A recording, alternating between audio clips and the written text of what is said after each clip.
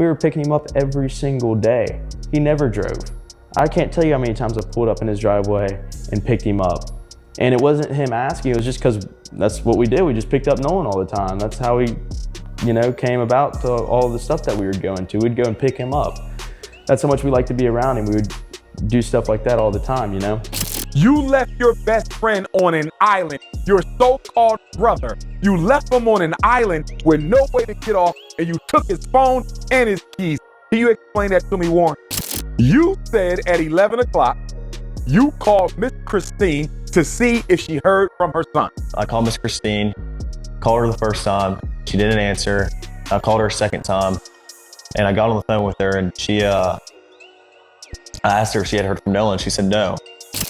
If you took his phone, how in the hell was his mother supposed to hear from her son when you have the son's phone? Did you tell Miss Christine that you had her son's phone when you called her? I bet you didn't. He called the mother and asked her if she heard from her son. But he knows she didn't hear from her son, Art, because he has her son's phone. How can the mother hear from Nolan when you have Nolan's cell phone and you left him on an island? Because if she knew you had his phone, Art, she would not have had to use Life 360 to find the phone. They treated Nolan Wells like a dog. Allegedly, they strangled him, left him on the island. That's what people do. Leave their dogs on the side of the road when they done with them. When the dog act up, don't bite the hand that feeds you. They'll put you down. There's no telling what Nolan had to go through in order to be in their little circle. I'm not saying that they're guilty, but they don't look innocent. How do you think this should have gone? If you could control the environment, Nolan is found deceased. How do you guys think that this should have been put out to the world? So first off, I wish that none of this would ever happen. I wish Nolan could still be here with us today. And I wish that, like I said, none of this would ever happen. I wish that all this could be erased and Nolan could be here tomorrow. I mean, that's more than anything. Other than that, I feel like his mom blasting us on social media from the get-go, saying that he was out there with Warren and another guy. That's where it first started to take off. And then also the fact that she posted a picture of me and Morgan and another guy and Nolan on the boat together, blasting that out there, pushing this narrative, kind of, I guess.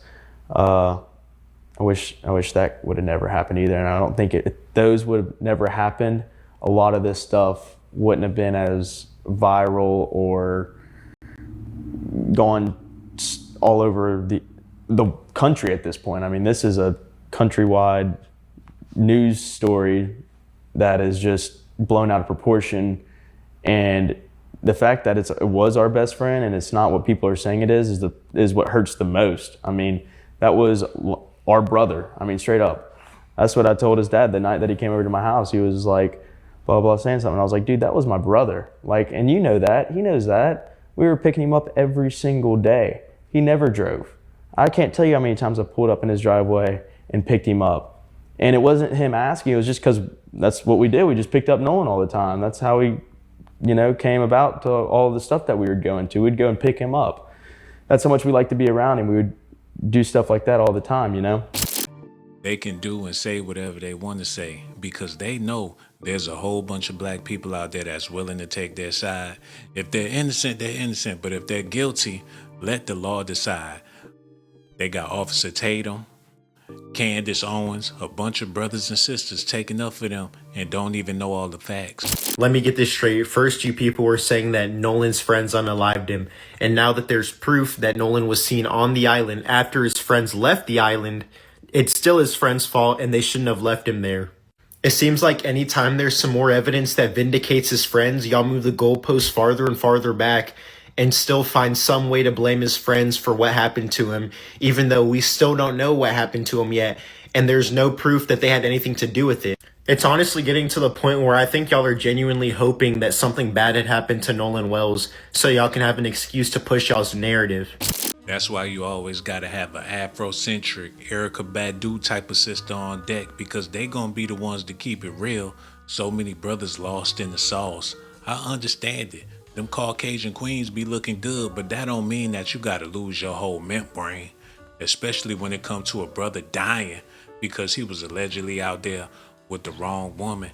Them boys are talking again, and what they said was that they don't like how people turn this into a race issue, and that they made it into a narrative. They talking about us, about how it was about race, and that this was the most non-racist thing, the most anti-racist thing, meaning that them having a black friend in their group, a friend that they claim to have not treated any different than any of the other people in their groups, as well as Tristan, the only other black kid in their friend group, is the most anti-racist thing. I want them to understand that being friends with a black person does not make you non-racist. I need them and other people like them to understand that talking about the factor of race, the aspect of race, whether or not race was a determining factor in a situation where somebody is now dead in a group of people who don't look like them, is not racism. It's not anti-white. It is based on a repetitive history of behavior and pattern recognition. It is coming from a survivor mentality of having to survive narcissistic abuse that is historically documented, that happens when a certain group of people take a certain individual that has melanated skin by themselves, and that person does not come back alive, and the rest of them do. I need them to understand and be really real, because we know better. We know that when you're that one black friend in the group, you get made fun of, you get the jokes, and they laugh it off. The racism is casual. The racism is in jokes. It's dressed up as poking fun. But we love you, bro. We're just kidding, bro. You know you're my homie. You're my bro. I need y'all to understand something. Just because they were friends does not make them any less anti-black or racist. And I know they don't understand that, because I know that they support what they support, they believe what they believe, and they think that it's black folk that are pushing racism at the same time saying we want racism to end. No, Buki. Us talking about race is not pushing racism. Us bringing racial determining factors to the forefront of a conversation and how race has operated within the systems of this city, of this town, of this state, of this nation is not racism. Let's be real, y'all. The only person Nolan got on his side is Nancy Grace. She the only one putting in work to bring this boy justice. All the black bloggers, they just playing, trying to get a bag. They online every day talking about nothing, running them numbers up, Nolan paying their bills, but Nancy, she really putting down the hammer. Its autopsy is complete, but is being kept secret. Isn't an autopsy a public document? Why is it being kept hidden from us, the public? What is in that autopsy, the first autopsy of Nolan Wells? We want justice in this case. We don't want secret grand jury proceedings. We don't want secret medical examiner reports. We want all threats investigated. We want the truth behind that audio. I want to know. And I want everybody on that boat polygraph. Would-be investigators in the case of Nolan Wells have now advised that the state's medical examiner is not going to release the final autopsy report on Nolan. What does that mean? Well, to the extent that this case was being treated as a homicide has no statute of limitations. So this means the state has no deadline, no rush to come to a conclusion in the investigation, to close the investigation, to forward it to a prosecutor's office. The reason why that's relevant is that they are not rushed to disclose anything. Now, how it affects us is for purposes of Freedom of Information Act requests or the further formal demands that the state release any documents. Typically, one of the few ways the state can get around that is due to the case being treated as an open investigation. As long as the case is an open investigation, the state does not have to disclose anything to anyone because it's incomplete, it's ongoing, there's certain confidentiality, privilege exceptions, protection of certain witnesses, etc. So as long as the case remains open, no one can force the state to do anything as far as disclosure. That Officer Tatum interview really tripped me out. It's like those boys was ratting on themselves. They were so nervous. They know that they wrong, but still, they trying to wiggle their way out of it. As long as they got Tatum, they got Donald Trump lawyer. But some of the things they said raised a lot of eyebrows. Talking about dumping bodies on the island. Ain't nobody say nothing about dumping no body on no island. Hey, quick question. Who said anything about dumping his body on the island? When was that ever brought up? Why are they doing these podcasts? Like, what? Are you sure that the mom is a judge? Or are you sure they have lawyers retained? Why are they doing these podcasts? Because if I'm your legal counsel, at no point would I be telling you that it is a good idea to talk about anything. Because there are literally cases being built right now. Anything they say, it can go into court. Why are they doing these podcasts? Someone is clearly encouraging them to do this.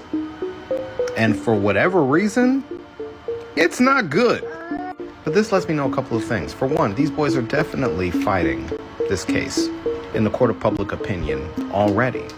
The more public they can make it, the more times they can go out there and tell any story, the more times they can frame it as if they are just these 4 innocent little boys that went out with their one friend and they just don't know what went on. And the fact that people are trying to make this an issue is just, it's so terrible. It's so evil. They're fighting this case in the court of public opinion right now. It's so they can get ahead of any jury. I've said this before. This is what they're doing. They're trying to get ahead of juries. They're trying to get ahead of the selection that will take place. They're trying to get ahead of all of the stories that will be told when a trial comes and they have to pick a jury and people have their opinions. They're trying to get this out there already. This also tells me they weren't Nolan's real friend. They weren't. They absolutely were not friends with that young man. And I don't care how many different times they say they were, their behavior screams otherwise. They know what happened to him. They know. And that's why all their stories keep changing.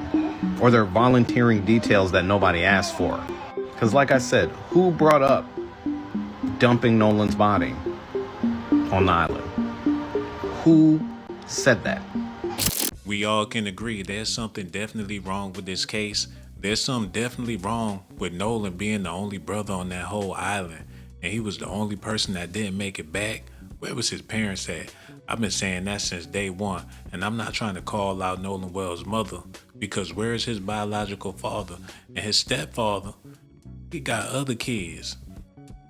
According to the streets, Nolan didn't even live with his parents. So now that we're here, what do we do? For all the people out there that got kids, make sure your kids only hang with black kids? Is that what we doing now? I'm all confused, but one thing for sure, it's looking like Nolan Wells' friends took him out the game. When you are professing your innocence and you are passionately talking about your alibis and talking about how you would never do this and strongly advocating for you did not do this, that is not in and of itself proof of innocence. We can think about many, many cases where people have advocated and said like they did not do anything. I think about Rafael Palmeiro, who was testifying in front of Congress during the steroid trials for baseball, holding up his finger and saying, I have never used steroids. Then it turns out he did test positive and negatively ruined his legacy. Also, Lance Armstrong, maybe the most passionate defender of his own truth, of his own innocence. Turns out he was actually cheating and lying the whole time. So these boys saying like, don't you think that if we had done something, we wouldn't have done this? It just reeks of like not understanding that just because you are passionately trying to convince me of something does not mean that it's not true. And it's there's a lot more here we're going to get into, but I just want to make sure that you highlight like the investigation needs to pull out real evidence of what happened or what didn't happen. And someone saying they didn't do it is not evidence of innocence.